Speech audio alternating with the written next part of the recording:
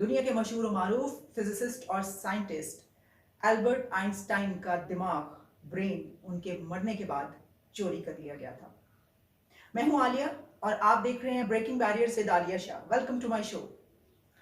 गो कि आपने मेरी आइंस्टाइन के हवाले से जो पिछली वीडियो है उसके ऊपर कोई इतनी ज़्यादा सपोर्ट शो नहीं करवाई, इतना ज़्यादा आपने दिलचस्पी जाहिर नहीं की जितनी मेरी बाकी वीडियोस पर, बाकी व्लॉग्स पर करते हैं।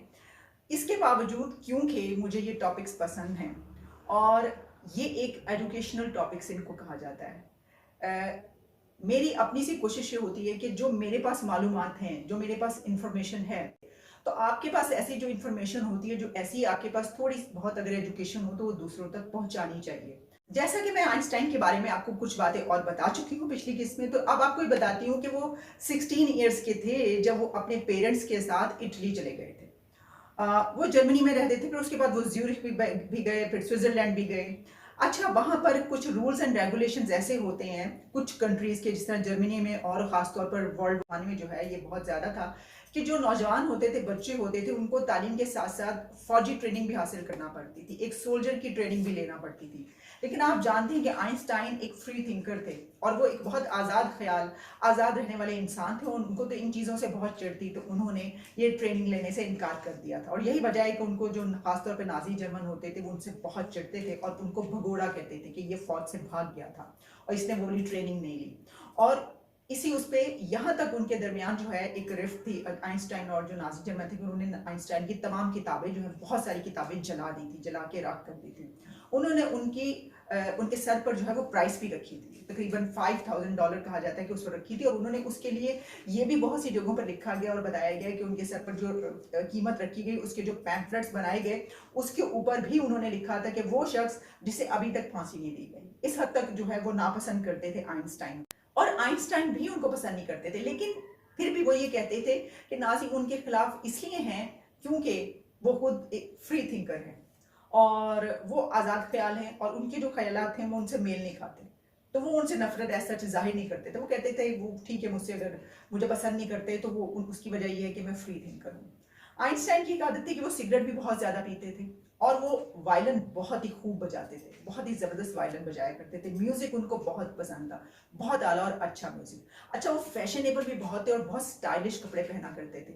और जो उनके बालों का स्टाइल हम आज भी देखते हैं ना कि बिखरे हुए होते हैं वो एक, और हमने अब अपना एक तसव्वुरी साइंसदान का, साइंटिस्ट का ये कर लिया कि उसके बाल इस तरह से आइंस्टाइन की तरह बिखरे होंगे।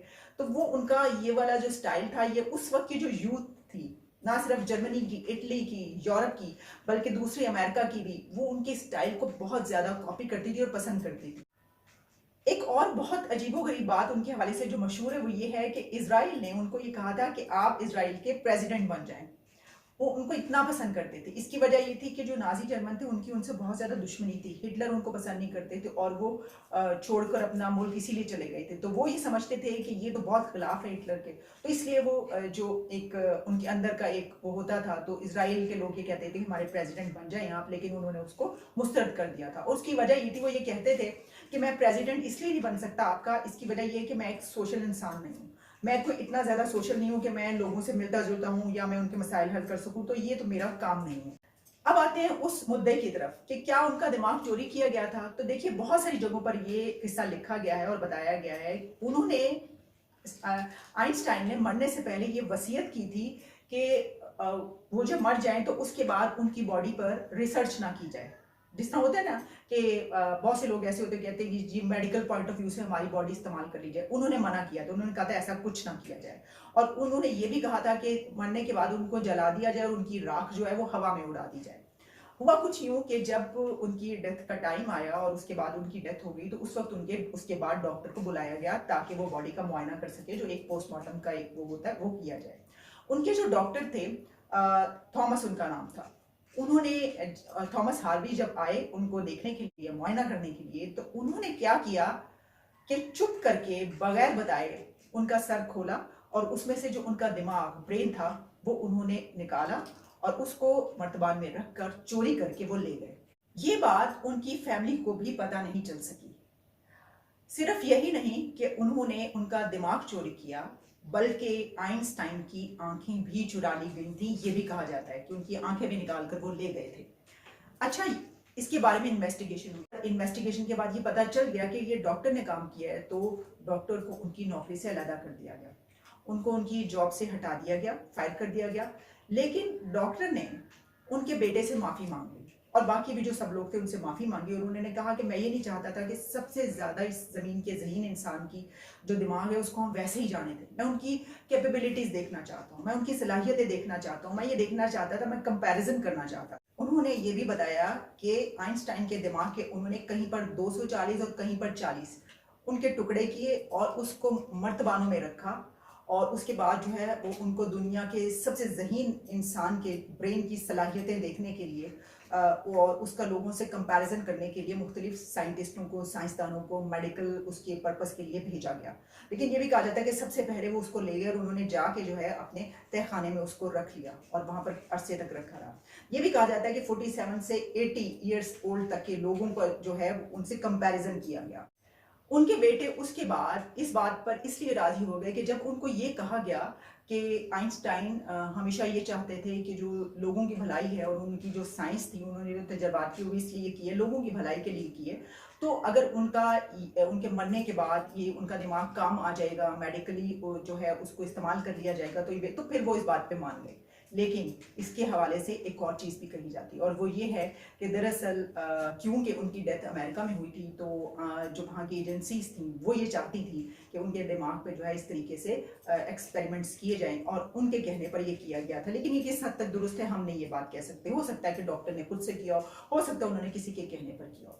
लेकिन जब उनके दिमाग का तज्जिया किया गया और एनालिसिस किया गया, या आप ये कह लीजिए उसके ऊपर एक्सपेरिमेंट्स किए गए, तजर्बात किए गए, तो उनका दिमाग बाकी आम दिमागों से थोड़ा सा एबनॉर्मल पाया गया, यानी मुख्तलिफ मिला। उस पे जो तजर्बात किए गए उनसे ये पता चला कि उनके दिमाग की कुछ तहें जो हैं वो शायद आम जो दिमाग होते हैं उनकी निस्बत कुछ कम है, और वो जो कमी है वो इमेजिनेशन को बढ़ाती है, वो आपके तखय्युल को बहुत बढ़ा देती है कि एक आम इंसान उस हद तक इमेजिनेटिव नहीं हो सकता। उनके दिमाग में कुछ ऐसी चीज़ पाई गई, ये मुख्तलिफ जो बात है ये निकली कि उनके दिमाग ज़्यादा तखय्युल आमेज़ था, वो इमेजिनेशन में बहुत आगे जा सकते थे, वो बहुत ज़्यादा इमेजिनेटिव थे। अगर आप प्रोफेसर आइंस्टाइन की जो उन्होंने बहुत जगहों पर लिखा है, कहा है, बात की है, लेक्चर्स या जो भी बात करते थे उसमें उन्होंने इमेजिनेशन पर बहुत ज़्यादा जोर दिया कि ये एक बहुत बड़ी चीज़ होती है। तखय्युल जो है वो कहते थे कि इल्म से कहीं अहम है। एक तरफ नॉलेज है, बुक्स हैं, लेकिन जो आपका इमेजिनेशन है वो कहीं ज़्यादा अहम है।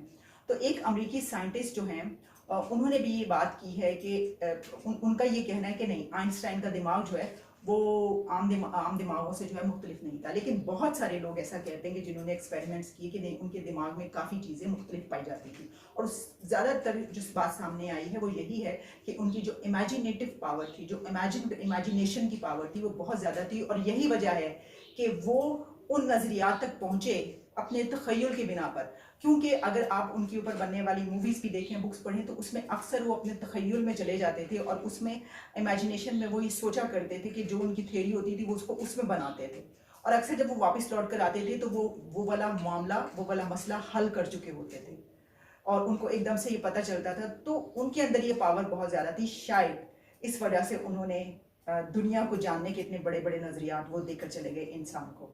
एक और बात जो उनके हवाले से दिलचस्प बात कही जाती है वो ये है कि आइंस्टाइन के जब लास्ट मोमेंट्स थे तो प्रोफेसर ने कुछ अल्फाज अदा किए थे, कुछ कहा था अपने आखिरी वक्त में। लेकिन क्योंकि वो अमेरिका में थे और उनके पास उस वक्त आखिरी मोमेंट्स में उनकी टेक केयर करने के लिए एक नर्स मौजूद थी, एक सिस्टर, और वो सिर्फ इंग्लिश जानती थी, उनको अंग्रेजी समझ आती थी। आइंस्टाइन ने वो अल्फाज जर्मन लैंग्वेज में कहे थे, और इसी वजह से उनको ये पता नहीं चल सका कि उन्होंने क्या बोला है, और ये राज ही रह गया कि दुनिया के सबसे इंटेलिजेंट जीनियस इंसान ने आखिरी वक्त में, जब उसको ये पता चल गया था कि वो अब ये जो लिमिट होती है इसको वो क्रॉस कर रहा है और ये कहीं और जा रहा है, एक और दुनिया में जा रहा है, तो उस वक्त वो क्या देख रहा था। लेकिन बदकिस्मती से वो बात हम तक नहीं पहुंच पाई। तो प्रोफेसर आइंस्टाइन के दिमाग की चोरी का ये वाकया क्योंकि बहुत अजीबोगरीब है, ये इस पे यकीन नहीं आता।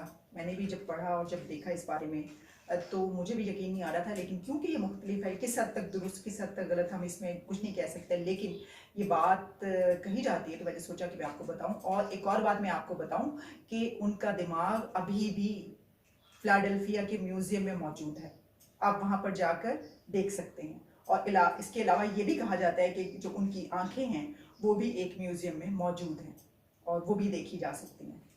तो ये एक मेरे पास इंफॉर्मेशन थी जो मैं आप तक पहुंचाना चाहती थी। आपको अगर अच्छी लगी है तो थैंक यू सो मच। दोबारा मुलाकात होगी, इजाज़त दीजिए।